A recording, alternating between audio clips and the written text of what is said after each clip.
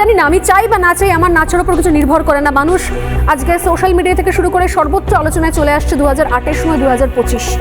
আমাদের এখানে মারাদোনাকে আনবার মূল উদ্দেশ্য ছিল একটাই, সেটা হচ্ছে ভারতবর্ষের মানুষকে আন্তর্জাতিক ফুটবল তা সম্পর্কে সচেতন করা, একই সাথে আমাদের দেশের ফুটবলকে জনপ্রিয় করা। আসলে খেলাকে ভালোবেসে ইভেন্ট করতে হয়। যদি ব্যবসা করবার জন্য কেউ ইভেন্ট করতে যায় তাহলে এই ধরনের জগৎ বিখ্যাত মানুষ নিয়ে কাজ করা। তার মানে আপনার মনে হচ্ছে যে ব্যবসা করার জন্য এটা করা হয়েছে?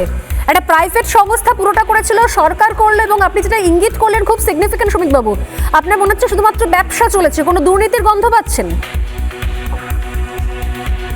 হাজার হাজার টাকা দিয়ে মানুষ টিকিট কেটেছে, সেই সময় তো বোধহয় অত ছিল না আপনাদের।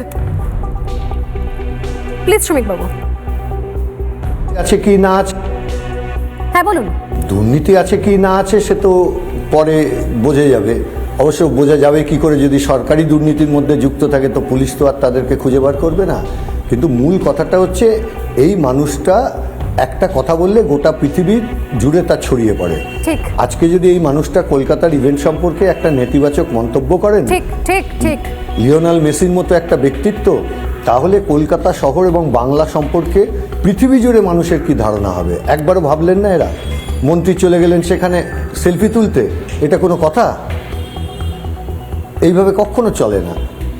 ওকে নিয়ে এসে যদি ফুটবল সচেতনতাই করানোর দরকার হয় তাহলে ফুটবল সচেতনতার জন্য তারা প্রোগ্রাম করতেন, যুব ভারতীদের ডেকেছেন, এবং এই ধরনের ব্যক্তিত্ব তারা নিজেরাও খেলার প্রসার চান ঠিকই সবসময়। ঠিকই। তো কোথায় সেই কাজে তো ব্যবহার করা হলো না। আসলে এর সঙ্গে সেলফি তুললে 12.5 লাখ, এর সঙ্গে ডিনার করলে 14.5 লাখ, এর সঙ্গে পরিবার শুদ্ধ ডিনার করলে 90 লাখ, এটা কি?